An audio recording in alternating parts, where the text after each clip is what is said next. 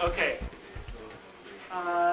Well, like I said, Mike's not going to be here, but we're going to do the EVDO Shootout next month. But that should be. There's been a bunch of activity on the list on that particular subject. So I think between the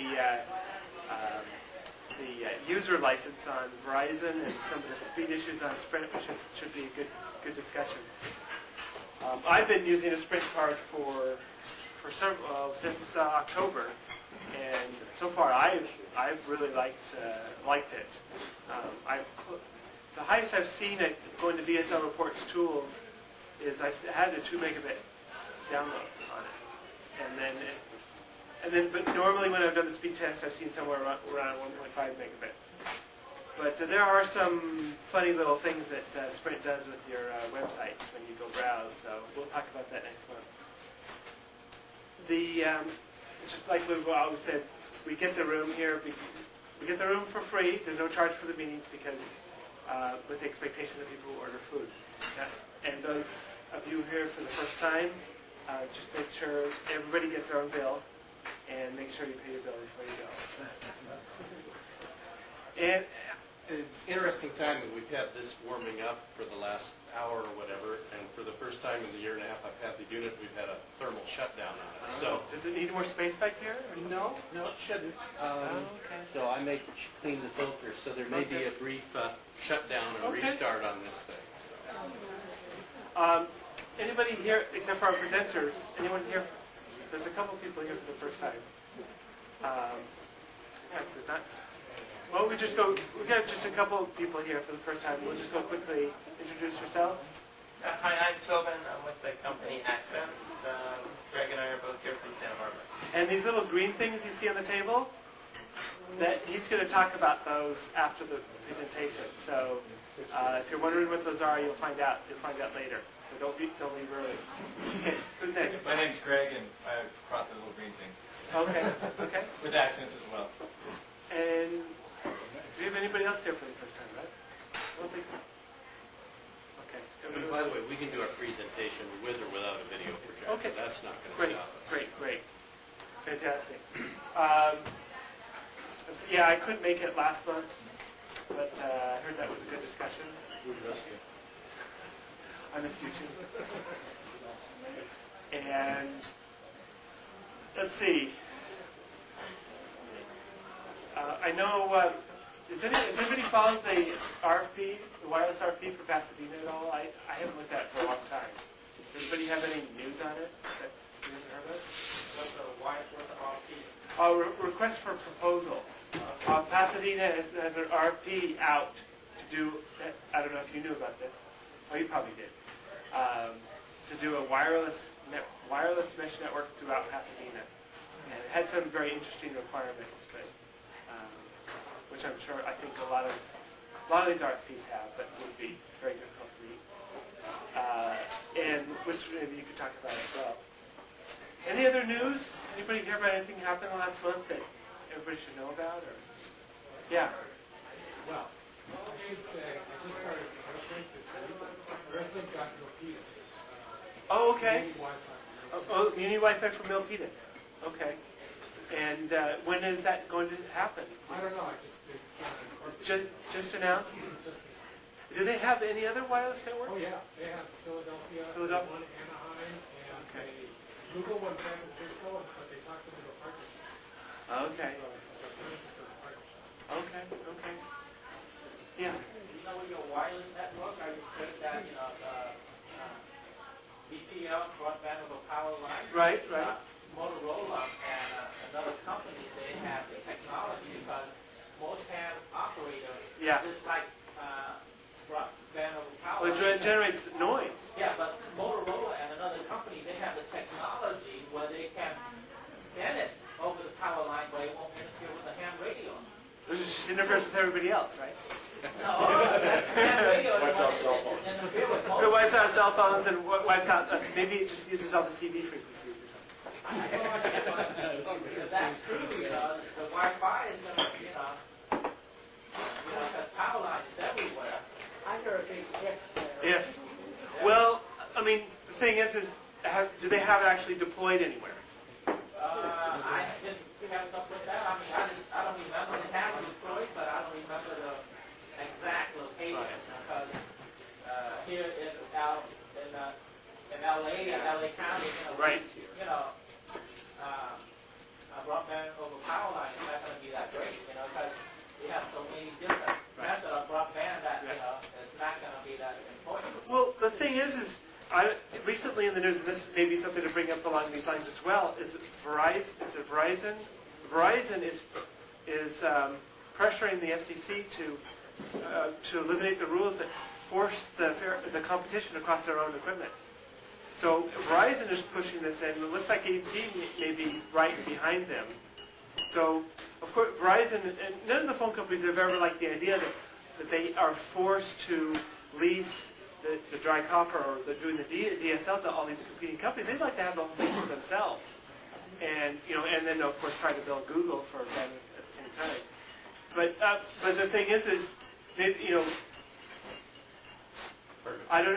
I think a lot of other VPL companies have claimed they could do the same, but I don't know if there's any successful deployment yet that has passed the, you know, has actually proven that they could do it.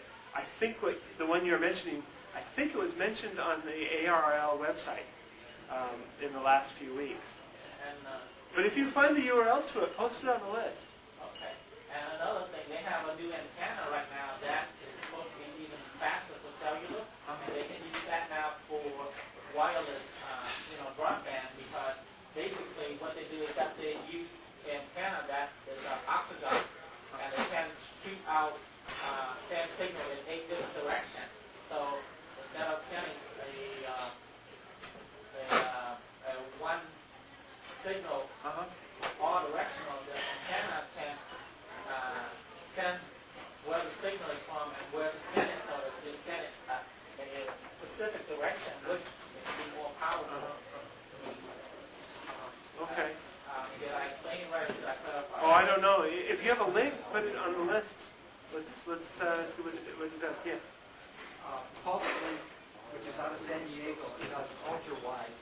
They're also doing ultra-wide over wire. And the nice thing about that, in fact, the FCC has given them clearance in the UK, so their chips are now coming out. Okay. That'll be good for us. Oh, okay. Okay. So basically what I'm saying is now they have created an antenna that can send in a specific direction instead of sending it omnidirectional. Right. And so they can send it in any direction at once that it chooses. So the signal is a lot more powerful and faster. That's all I'm saying. It's an actual specific detail, you know. If I tell you about it, you get it. Yeah, it's just if you find something on it, put the link on the list. There was something, just to say, there was something, someone questioned on the list. I wanted to mention this before I forget about it. But there's an access point on Mount Wilson that I set up. It's been up and running for, probably over a year and a half now. I use it just for my own purposes for testing antennas and various things. There's people up on the mountain that use it, the internet access, but so far I only have one facility down below actually using it. And it's there not to become, it's not, the purpose isn't to provide free Wi-Fi to everybody because it wouldn't be able to handle that bandwidth, but there's an application that, anyone would like it for like a temporary setup in some place. So far it's worked. I've gone beyond 15 miles with 19 dBi antenna, and I had a fairly good connection. And I even had somebody. I have my domain name as an SSID right now, and I had somebody email me and said, "Oh yeah, I found your website through this. Found your access point." So a couple of people have contacted me that they found it, but like I said, we've talked about this before. I don't want to have it as a competition as an ISP, but if there's a project or a temporary event or something, it's there. If somebody needs a bandwidth. Yeah, there's another comment over here. Oh, I thought somebody raised their hand. Okay. We'll move on to our presenters. This is the LagunaBroadcasting Network. You've seen the press release on the mailing list, and this is Ryan and David. We're going to turn the time over to them. Let's give them a big hand.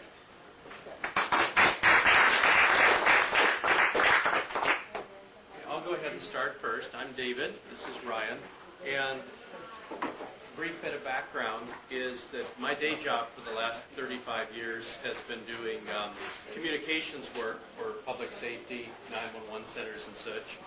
And bottom line is that I'll show you a little clip of something we did recently. And I don't have external speakers with me today, but picture's worth 1,000 words, and you've all heard Ann Martin speak before. Bottom line is that she's saying it's the first of its kind in the country where it's virtual lifeguards, where we're using cameras and wireless. Sure. I just didn't want to block the view. Okay. Yeah, just to the side. You'll be All right, good. Perfect. Yeah. So bottom line is that we set up a Sony camera with a 1200, should be a 218:1 zoom IP camera with low light level capability. And so the lifeguards off-season can take a look at the beaches where they don't have lifeguards so that they can figure out where to deploy so they don't wait till someone's drowning. Yeah, I'm going to close this door if it's closable. I don't think it is. Maybe it is. Oh, that'll make it a little easier on everyone, I think. So anyway, the point is we've done a lot of work with cameras and things like that. I have a few things to show. And get started here.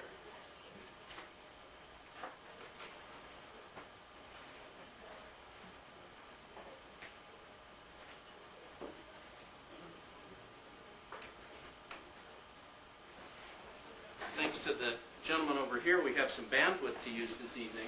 This is a live fire watch camera from Laguna Canyon so that volunteers in Laguna Beach can be watching for fires during red flag fire alerts.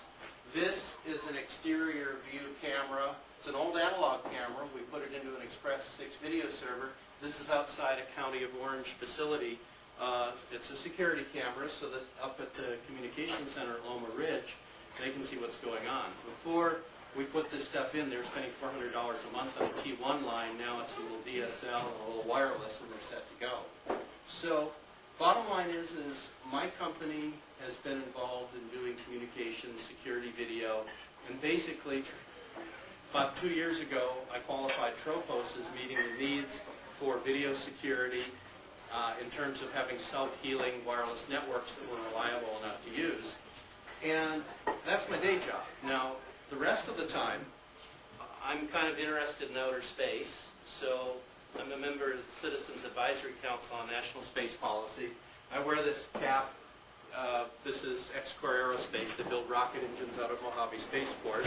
So I was there when Spaceship One took off and slept the night before in the hangar about 20 feet away from the Easy Rocket here, which is what Mike Melville normally flies when he was doing all his test flying. That's now in the Smithsonian, by the way. So while he was going up to orbit in Spaceship One, or excuse me, not into orbit, but up to astronaut altitude, approximately 100 kilometers, you know, I was sitting there and enjoying the view from the hangar. The main thing that I want to cover here is that Ryan and I met on the Telecommunications Committee in Laguna Beach because we both had a vision of a wireless community and other things. So my day job has been doing public safety communications. My evening job has been outer space and video. I won a NASA award for interplanetary rover communication systems. We built miniature rovers, proved that they didn't need to be large. And I won the first unofficial Mars rover sandbox race back in the early 90s. And published the closing chapter in the SAM's book, The Internet Unleashed. They did a 1,000-page book with 42 of us authors writing 67 chapters. And I wrote on the future of the Internet, all about telepresence, the ability to remotely project our presence, to do more than web browsing and email, which, of course, in the early 90s, most people didn't know what that was. So without further ado, Ryan and I met on the Telecommunications Committee in Laguna Beach, and he'll tell you what happened after. Okay. I'm Ryan Caenn from Laguna Beach, and as David said, we met it was a city council appointed committee looking at, it's now called the TechCom Committee, anything technology and communications. And I got on it about 5 years ago or so, and David was on it a long time before that, but when I got on it, all I ever heard him talk about was wireless. Wireless this and wireless that, and he wanted to do the whole thing, and never could really get any interest generated. And then I got on the committee, and I was looking at community things to do, and I was instrumental in getting some of the meetings from the City Hall in Laguna Beach put on the public access channel for Cox Cable in Orange County. And then for a variety of reasons, it was decided that we couldn't do that anymore. We couldn't have access to the equipment in City Hall. And then I remember David saying, well, you can do things wirelessly, and it's a public meeting. So I asked David, well, why can't we just take a wireless camera in there and get to the internet somehow with all this wireless stuff and broadcast it on the internet? And then we don't have to mess with the bureaucracy of the city. And it was the Historical Society meeting. We had about 2 weeks before the meeting. And we came this close to doing it, but we didn't quite do it. But from that, we formed a partnership, and we decided we were going to wire Laguna Beach for wireless access, kind of downtown area, and where the visitors come in. And we got our own money together, and we bought, I think it was 7 of these things. This is the Tropos meshed wireless equipment that David had qualified for his Pro 911 work. So we went ahead and did it, just on our own. We didn't really get approval from anybody. We just did it. We had friends that we hung these things on houses and businesses, and we would give free internet access to anybody that wanted to host one of these things. And then David had a friend that he told about this, and this guy thought it was a really great idea, and he had some other friends, and so there was some investment money come in, and that changed our whole idea, because I was thinking about doing, well, actually the reason we're called Laguna Broadcasting Network is because my idea is to put a radio and TV station on the internet, local content. And that's what we were going to do with this wireless network. We would have local content wirelessly in the community that people could watch, a local news program, local whatever anybody wanted to bring in. But then the investment money came in, and looking at what was happening with Wi-Fi around the United States. So we incorporated the first part of last year, and we have well over 60 of these units in Laguna Beach, and we have about a little over 20 around Newport Harbor, and we have a presence in Aliso Viejo and Rancho Santa Margarita, and we have eyes on other cities too. So we expanded quite a bit. We also have an operation in Gilbert, Minnesota, which David may expand upon at some point, and we're just thinking about other places. It's been a lot of fun. We've learned a lot. We started off from a business side of this, because this is a for-profit thing, although the internet's not free. So it's paid for someplace out there. So we started off, we had a subscription base. We had $20 a month for internet access, and we also had pre-subscribed internet access for the visitors that came to town, because we have 3 million visitors in Laguna Beach every year. So we thought that would be a good thing to capture. As it went along, we kind of modified our business plan, looking at what we wanted to do, where we wanted to go, and how best to do this, and also to serve the community, because a big part of what we do is serving the community. So about 2 weeks ago, we upgraded our service, and we redid our networks. We have 2 networks in Laguna Beach now. We have one in downtown area and up and down the Coast Highway, if you're familiar, around the hotel, and it's free to the user internet access, and we're going to go to an advertising-based system there. So we've already got that in place. We've got our first advertiser for our login page, and we're going to figure out from there then how this will work for us. And then we have a $14.95 internet access for the rest of the town that we will put these wherever we need to give people internet access approximately up to 1 megabit, both upload and download. So that's where we've gone right now. And I don't know that I need to expand any more on that. I'm sure you guys are going to have a lot of questions for us, and we'd be glad to answer anything. David has a little bit more to say. Yeah, I'll go on to the technical end of it. Just to talk about the toys here real quick. The Tropos 5110, it's a 1-watt unit with minus 98 dB sensitivity. We've been able to load up to 100 clients on one of these devices and have it handle it satisfactorily, because it is a pretty heavy-duty unit. They probably have a good service life, 6-7 years. My company ended up becoming one of the top 10 resellers of Tropos equipment in the last year. We've sold over $500,000 worth of equipment, and probably going to do 3 times that this year, primarily to municipal agencies. But the key thing is that these will accept power over Ethernet. They're not a power over Ethernet producer. So this means we were able to put them in a lot of businesses and residences and discrete locations because we could feed power to it easily without running a 110-volt cord to it. Now, for WISPs out here, here's the magic. This is what we found. It's not what I would call Tropos standard policy, but it works. These are their new 4210 units. These are their mobile routers. This is designed this way so that it can go inside the trunk of a squad car, survive the 150-degree heat in there. It's not a weatherproof device, but it runs on 12 volts, and it's less expensive than their new weatherproof 5210. So for a WISP who isn't the least bit bashful about running wires for power, running wires for antennas and such, you've got a very low-cost meshing unit relative to the 5210s, which are the slightly smaller version of these, that go up on the power poles. So you have essentially a stealthier, mobiler, more efficient, more cost-effective thing for WISP use. So hence, we're selling a lot of the 4210s for non-mobile applications from people who are trying to get a good return on investment or trying to take their limited, hard-earned personal money to build their own little dream mesh network. And it works really well. And then just as an additional toy, Ryan and I both stood in line on Nokia's website. The Nokia 770, $359, pocket Linux computer. They work great, 100 milliwatt Wi-Fi client, Bluetooth, so you can pop a folding keyboard under it. The stowaway keyboard works really well. USB on the bottom, so it becomes a storage device. With my little camera phone, it syncs right up with the Bluetooth, so I can look at the pictures I've taken on this. The bottom line is, for $350 with a 400 by 800 pixel display, it's great. So this is a wonderful complement to the coming mobile wireless world. So that's a little bit on the hardware. The meshing works. I mean, we've been running it a year and a half now in Laguna Beach.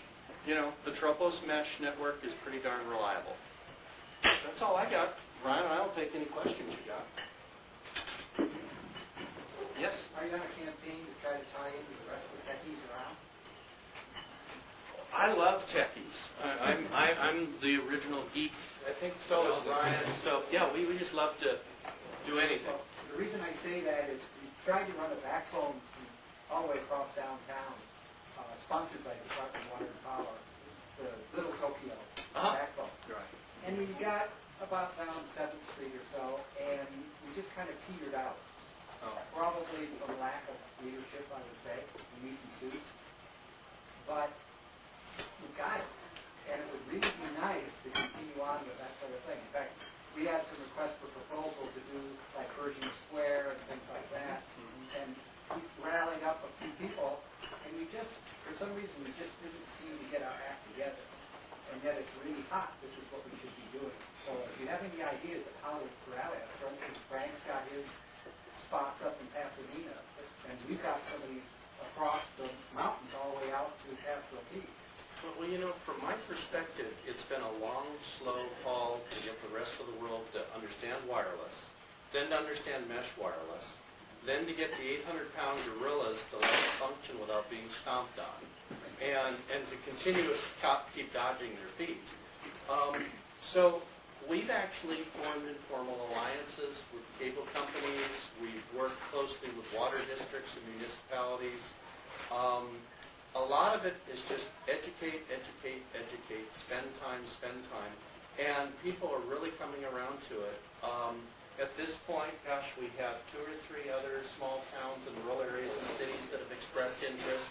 We're starting to see some people willing to put up money to expand things.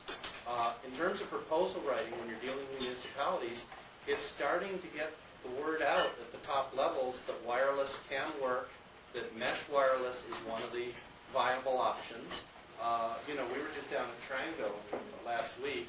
They have a great point-to-multi-point product, and we fully qualified their little Fox unit to go 12 miles from an access point to, took 10 minutes to align the satellite dish-like antenna. So all the pieces are in place if people just pick up their energy again and go keep knocking on the doors and talking to people, because more and more there are people at the high levels of the municipalities that are starting to hear about this, and more cities are saying, why aren't we wireless? And the trend is starting. So I think the big thing is just be patient and keep plugging. People here in this room kind of know all the... You said it petered out.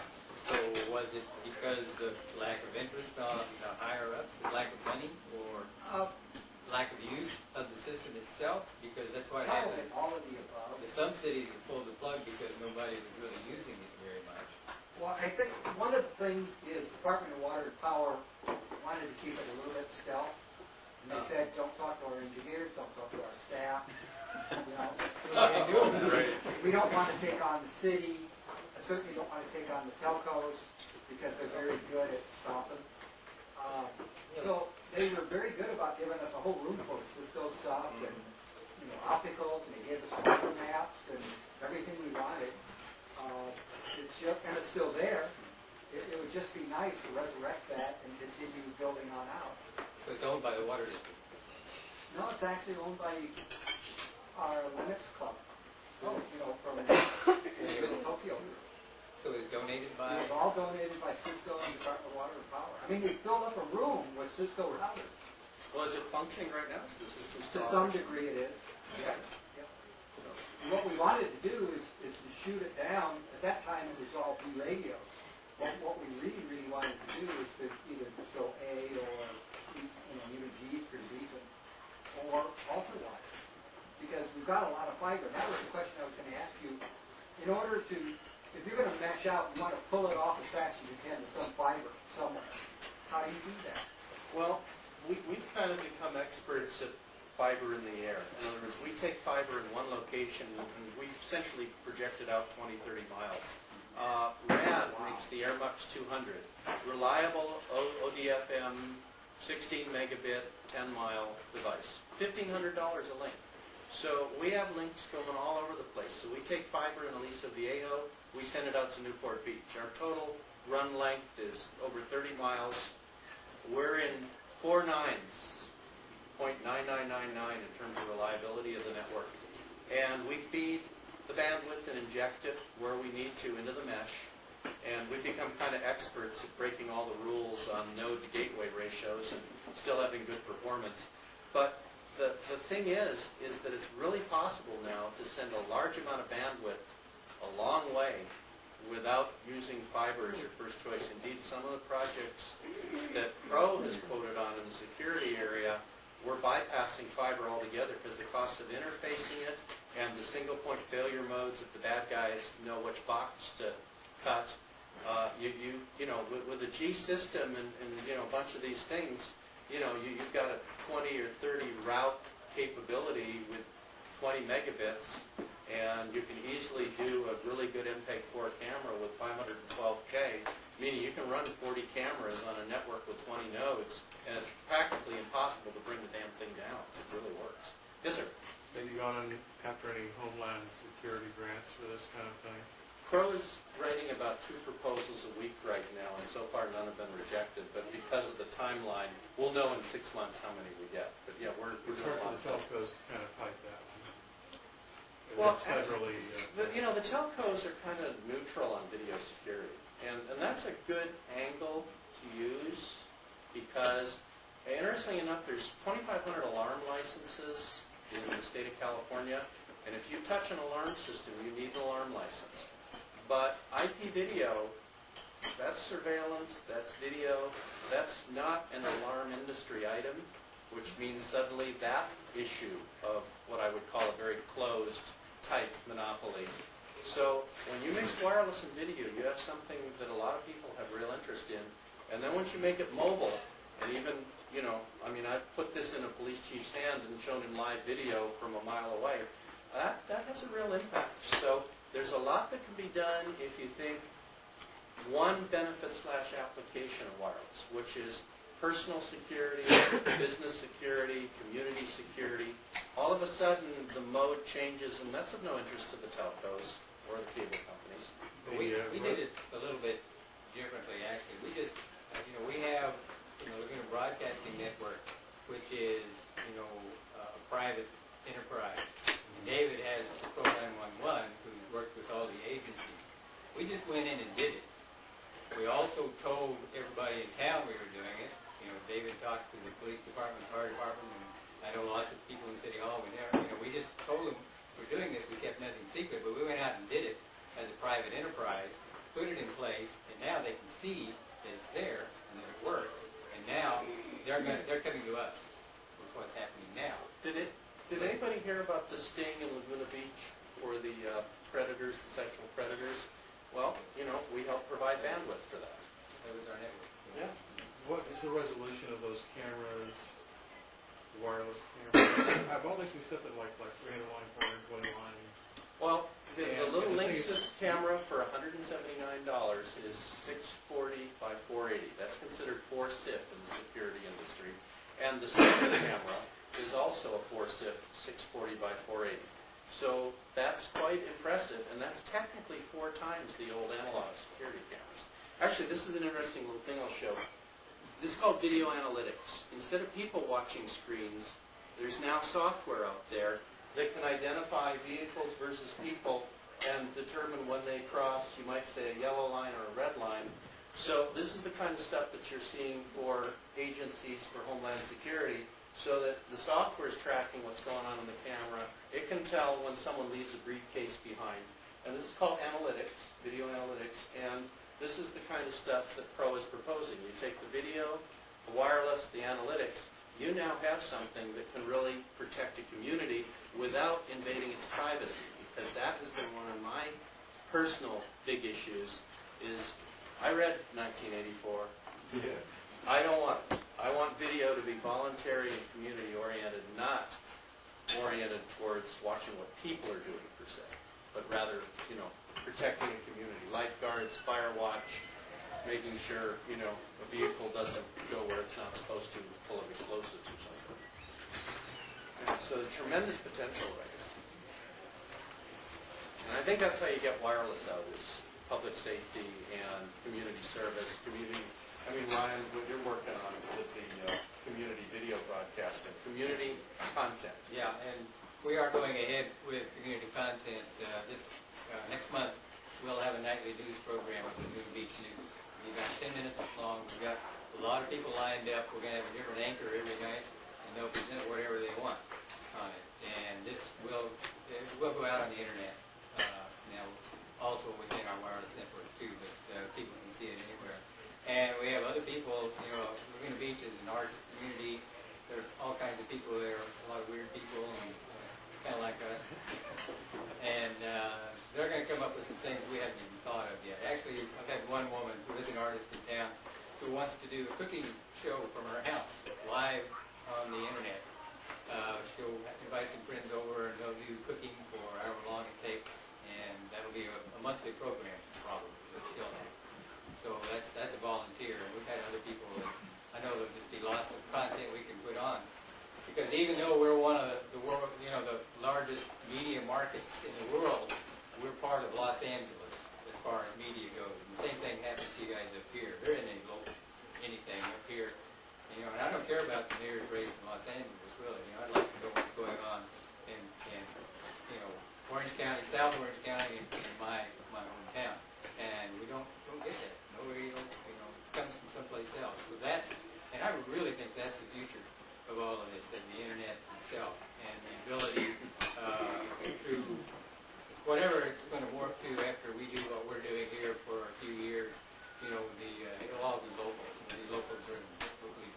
I believe that. So that's where we're going. Yes. Are you getting anything from, for instance, SensorNet? How to pick up sensors all over town? How to pick Like up cameras or weather or sensors in general. Like I see what you're saying. Actually, we have 2 friends that have weather stations. I see this thing over there. We're thinking about putting those on the system. Of course, we have webcams. And, I don't know. Oh, well, go ahead. Yeah. Go ahead. Yeah. Well, we've been working with 2 of the major water meter companies, the idea of water meter reading by the water district, and we're also looking at some aspects of that could lead to enhanced security too, but all based upon, you know, eliminating the need to go out and physically read meters. And we've done trials with 2 of the meter companies in Laguna Beach. So there's some photos we got somewhere out on Main Beach with a water meter going back to the water district a half a mile away. So there's all kinds of crazy Better stuff. watch yourself, the union gonna get you, man. You know, actually the unions like it, and I'll tell you why, is because it allows the person to do a better job at something else, because the guy who's reading the meters part-time also has other jobs elsewhere. And all kidding aside, you really hit the nail on the head. If you do it right, it's a evolution of quality at work by eliminating medial tasks no one really wants to do. And that's one of the keys. In '94, there was a strike at the gas company because of the meter reading stuff. Yeah, but this is the 21st century. People are catching on, you know. Yeah, We still don't have our rocket belts yet, but you know. You know, I'll watch myself if I were you. Was that wireless video on the water meter? Pardon? Was that wireless or cable video on the water? We were doing wireless water meter reading. For residential? And, well, any water meter, yeah, commercial, residential, whatever. Basically, so the guys don't have to get out and get bit by the dogs trying to read the meter. Do you have a write-up on it? I think that Badger Meter, in their latest newsletter, talks in general about mesh and that. It doesn't mention us specifically, but they did the trials with us. Pro and LagunaBroadcasting Network often stay in the background and let all the big companies just go do it, you know. Tropos had a write-up. Does Tropos have a? Yeah, Tropos on their website has a write-up in Corpus Christi. Oh, yeah, where They're doing it in Corpus Christi. Yeah, that's what the different meters are. And that's right, there is a press release on Tropos' site about our Wi-Fi crews, and the Orange County Register did a full page on us on July 3rd last year for our broadband. We put units on the yachts and we set up Newport Harbor. So cruising around, basically broadband on the business boats and, you know, internet all around the harbor there. So We permanently mounted one of these on the largest yacht in Newport Harbor. right on the top of the mast, you know, really impressive, sitting up there like, you know, some modern mermaid, you know. Cool stuff. So do you guys want to plug into the projector here before it shuts down? Yeah, great. You want to talk about Skype? Oh, yeah, Skype. Oh, yeah, the Skype. We fully qualified Skype to work on the mesh networks last summer. We worked with Tropos and Skype, so we were setting up conference calls on my laptop on Main Beach through the mesh network, a few hops, through our wireless fiber, as we call it, into Aliso Viejo, you know, about 8 hops total. 40 milliseconds was not noticeable. Did a conference call, so we were talking with one of the VPs of Skype in the UK and somebody in Sunnyvale at Tropos. And the point is it worked great. And I've been using Skype for over 2 years with my brother and sister-in-law in Taipei. It's great. Skype's wonderful, and it works great on wireless, as you know, and it works fine on the mesh. How close are we to getting the wireless Skype phones up to hit the I'm market? told that the Netgear Skype things are due out this summer.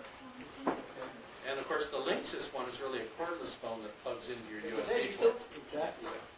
I'm told this summer. Okay. Yeah. Can't wait. Can't wait. Right, exactly.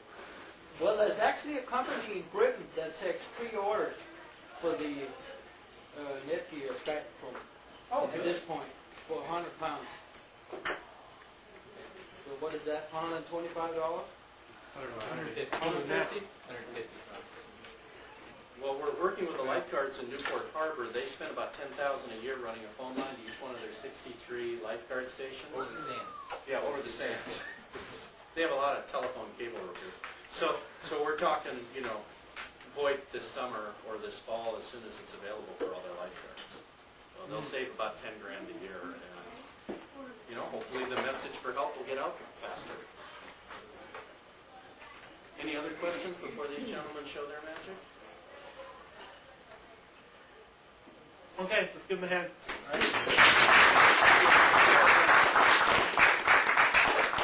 Okay, Tobin? I'm sorry, what was your name? Greg. Greg, are you both going to come up here? He's going to present. Okay, Tobin, come on up. And thanks for showing us. Tell us what you've got here. Well, we kind of are in a good segue, actually.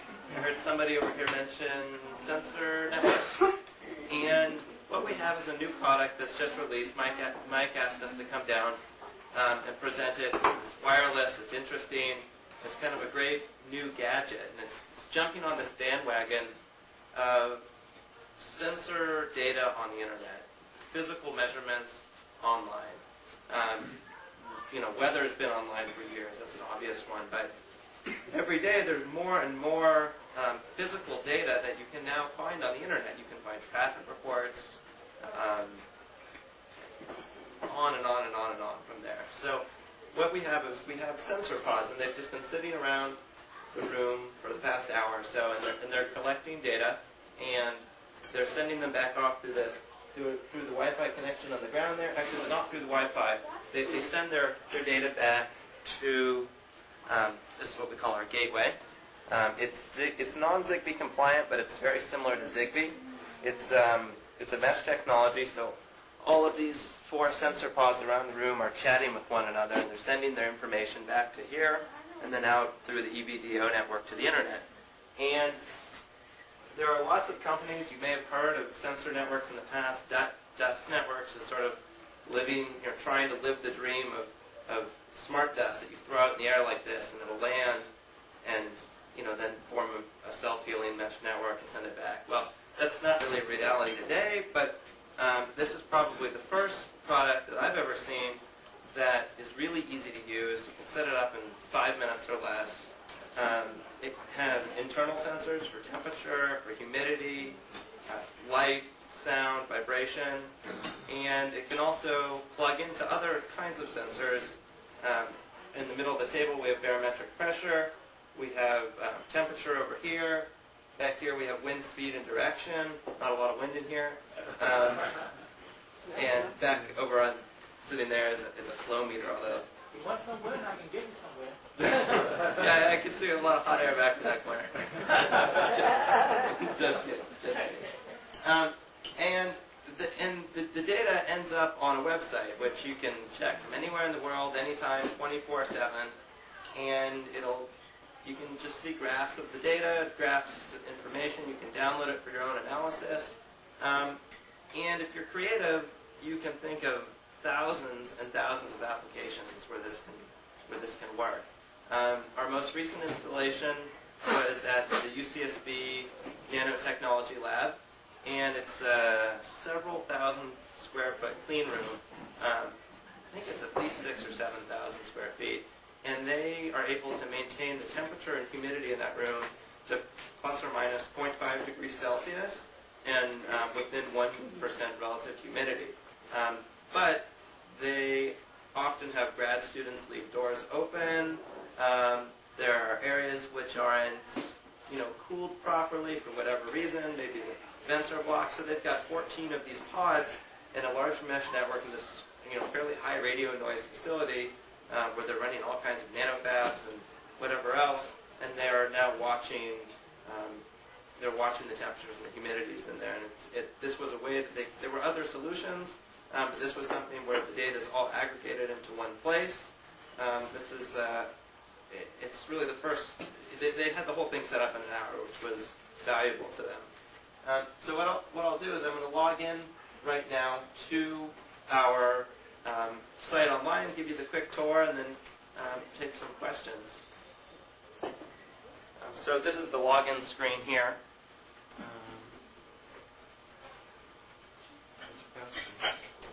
Admin, if you really want to know. Not high security here. Oops. Does it have to be lowercase? Yeah, there we go.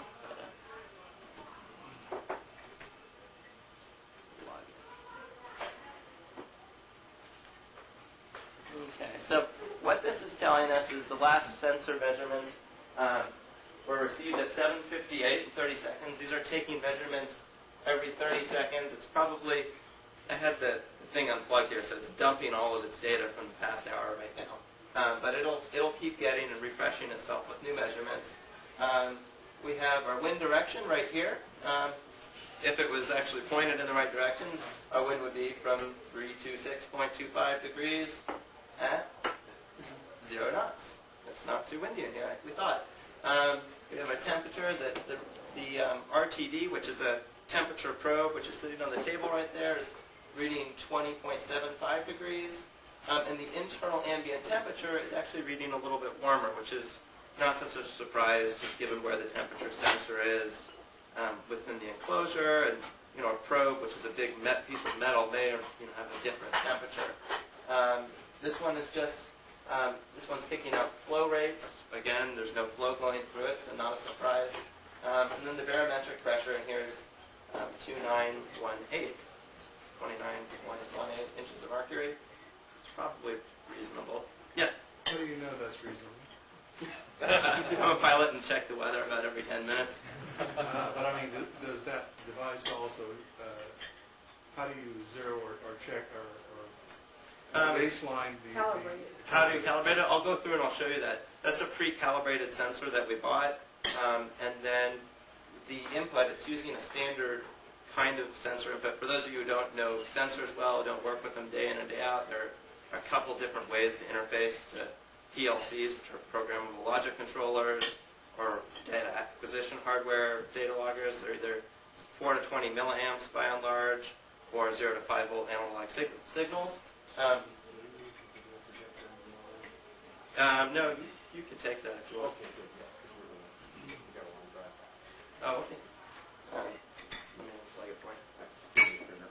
All right, well, we're going to get cut short here, but Was there anything else you want to show? let me just pop up one of these screens here. So you can set your calibration right in here. You coefficient 1, 2, 3, and 4, and that's based on kind of an AX plus. You can set. And what kind of percentage of accuracy do these things hold once you have them set up? And especially humidity sensors. And The humidity and temperature internal to the module is plus or minus 2, I think 3% relative humidity, and I have the spec sheet with me, and 1 degree, 0.3 degrees C, and then different inputs and whatnot have different accuracies and resolutions. Right. Thank you. Yeah.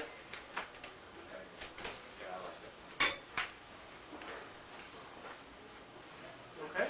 Anyway, so that kind of cut it short, but if you guys have any questions, there's a whole lot you can do with them. They're a neat piece of hardware, and we'd love to talk to you and share more about it. We've got some literature and whatnot. That, and you could also tell us what it costs per access point. Sure thing. Per point, and what would a system cost, and how do these work into, for example, large area, I know you've done clean rooms, but So if somebody wanted to go through and they had a manufacturing facility or they had a office building and they wanted to have a wireless situation within it. Sure. So let me just go one at a time on those. I'll start with the price. We sell 8 different modules, which are these green pods that are scattered about. They run anywhere from $300 to $700, depending on if you get the fully deluxe model with every single kind of input, or just temperature and humidity. The access point here, we call it our pod gateway. This is $795. And then the web subscription, and I didn't get to show you much of it, but there are you can do graphs and charting, as well as download the data for yourself, for your own kind of uses. And depending what features you have on that, it's either free or $24.95 a month. What were some of your other questions? Oh, so they're a self-healing, self-configuring mesh network, meaning that the signal will hop through. They were talking about mesh, but they'll hop through from one to the next. Yeah, but I'm talking about multiple floor buildings, let's say 20, 30 stories. They can go up and down. You can have up to 16 pods per gateway. Okay. And what are the questions you have? I just want to know if they like going to concrete at all in that sort of business. The concrete, it's in this. It's standard. It's very similar to Wi-Fi. It's 2.4 gigahertz. So the level of penetration is not going to be bad at all. Right. Floor to floor because of the thickness. Right. Okay. Yeah. What sorts of security stuff are on between the pods? Between the pods. Is it something that somebody could easily set to find out? And they wouldn't show up on your computer. You wouldn't see them just because they're 2.4 gigahertz. It's a completely proprietary arbitration scheme for who gets to send, when they get to send. Also, they go to sleep in between measurements, so you'd have to be there for an awful long time to figure out what that scheme is. And also, it's not standard Wi-Fi, so you would have to be reading it off of a spectrum analyzer or something. And we've had a lot of customers ask us about security, and in most applications, if somebody wants to take the time, I mean, who the heck knows where this is? I mean, just knowing and seeing some ASCII values pull across, unless they know the serial number of this pod and where exactly this pod is, And what is on the end of it. and what is on the end of it, and how it's connected to the pipe, or how it's not a lot of useful data there. All coming out over the internet, it's SSL, SSL encryption, backdoor servers, and again, proprietary schemes on all that. What is the power source for the pod, and how long does it last, the power last, before replacement of the source? Yeah, right now they're all operating on three AA batteries. The amount of time that the batteries last is completely dependent how often you take a measurement. If you take a measurement every 10 or 15 minutes, you'll get a year and a half, 2 years out of it. If you plug in all kinds of fancy pressure sensors that are drawing a lot of current out of the unit, that goes down dramatically. If you take a reading every 30 seconds, you probably only see 3 weeks or a month out of it. So, yeah, because the power source and having to replace it can be a big, Right. You can also plug it into AC power. They ship with little power bricks. Wall works. Yeah, but I mean, you might want to put it in the roof or somewhere that there's no wire connection, so you have to rely on the battery, and I don't want to go in the roof every once a month to replace it. Except the question is, do you need to measure what's on the roof at high frequencies? Does that change quickly, for instance? I have no idea what you use it for. Just give me an example. Right. What if you have to put in way in the basement where it's stinky and stuff? You better put in some power. Huh? If it's critical, maybe you need to put in some power. It ain't cheap running the wire. Well, it's a run of 3 AA. Is it possible to set one of these up in an environment where you want to set them up and not have to, and be able to read the data through a local area network, or do you have to go through your web interface and your servers to get the data? That's something that our company is currently grappling with. It is possible to do, and we have a couple of customers who are currently interested in doing it, and we're deciding whether or not, as a business model, we're going to let them. I think the answer is most likely going to be yes. We'll furnish people with a document that explains what the data streams coming out of our gateway look like, and allow you to redirect it to wherever you want. Essentially, it's HTTP is the protocol, so you can just set up a web server and it'll just log all the data that's coming in. You can have its own software that will read it. Right, so something to run on your PC. What are the requirements for the types of devices you can connect to? Like I see a flow meter over here, it's got obviously an electrical connection to it. Yeah. Interfaces with the plant. What other, if you wanted to get like a wind meter, there's also a wind meter? Yeah, we have this anemometer over here. So we have pulse counters in the different pods, 0 to 5 volt, analog, 4 to 20 milliamp, contact closure, thermistors, RTDs, which are temperature measurement devices, as well as thermocouples. So I have all kinds of documentation. I'd be happy to go over that. Do you guys supply those devices, or is that just? Yeah, it's not something we sell. We can help you pick one I mean, out. there's just virtually hundreds of thousands of them out there. So we give you the most common inputs, and let you decide what you want to do. Because your specs are going to be, we can't anticipate that. I mean, even in a thermocouple, which is one kind of temperature measurement device, they come in 500, 600 different packages. Oh, do you want to put it in this size pipe, that size pipe? Do you want to mount it on a tabletop? Do you want it in the open air? There's just endless amounts of sensors. Was there a question back over here somewhere? What about sharing the spectrum with Wi-Fi devices? So I believe only one channel that they overlap, and when these turn on, they look around and they say, where's the where's the radio noise in this area, and they pick the lowest, the quietest area of the ISM spectrum, and they'll go there so that they won't interfere. We run Wi-Fi in our office. We've never had a hiccup. There's, probably 100 of these chit-chatting at any given time. These things weatherproof? Certain modules are. The ones that have inputs on them are, it's really pretty difficult to weatherproof a screw terminal. So those are not. There are some that are sealed up, and those are only able to measure temperature and humidity, vibration, light, and those are, we don't recommend you put them out in pouring rain, but they can withstand some weather. You mentioned You just throw one in a Rubbermaid bottle. Is that related to the search for the quietest part of the spectrum?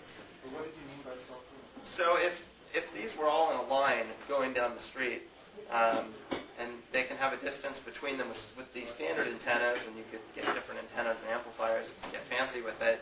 In open air, they'll go about 80 meters. And if they were all jumping down, and one of them knocked out, somebody took it, batteries died, whatever, it'll look for other ones and find another path back to the base station. So in an industrial facility, where maybe a motor kicks on and blows a circuit, or something like that, they'll find other ways back. Yeah, we'll stick around afterwards. If anyone has any questions, we'll be happy to take them. The common applications for these, have people interested in doing agriculture and soil moisture monitoring, like I said, the NanoFab clean room, watching different kinds of heavy machinery, server rooms, medical, so people are using them for autoclaves, and to monitor and log the temperature and make sure that it sterilizes properly, and then they will submit that data to the FDA. Refrigeration. We had some folks call us from a very, very large stadium that you probably all know. And they told us that in one night, their freezer turned off, and they lost $10,000 in inventory worth of ice cream, which they probably would have sold for $40,000 or $50,000. They had one of our devices sitting there clicking away, and one thing I didn't mention was that they do alarming. So if temperature values get out of range, you'll get your cell phone start ringing, or an email to say, hey, you better go check that freezer. So lots of, get creative with it. There's all kinds of things that you can do. So, thanks very much. Oh, Can you do temperature rate of rise, for example? That's a feature which is being added right now. It's not in the current package. One advantage to this ASP model is that you get all of the software updates as they become available. As we publish them, you immediately have them.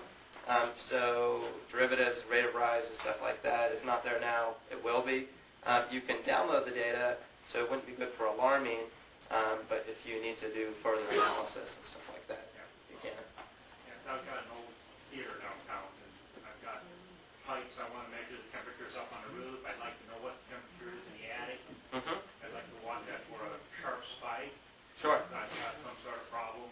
And, there are a couple other areas I got to monitor. Yeah. Different factors. This is perfect for that, and one of the best things about it, like I said, is it doesn't take a long time to set up, and it turn it on, it works pretty much. All right, thanks very much. We'll stick around. We appreciate it.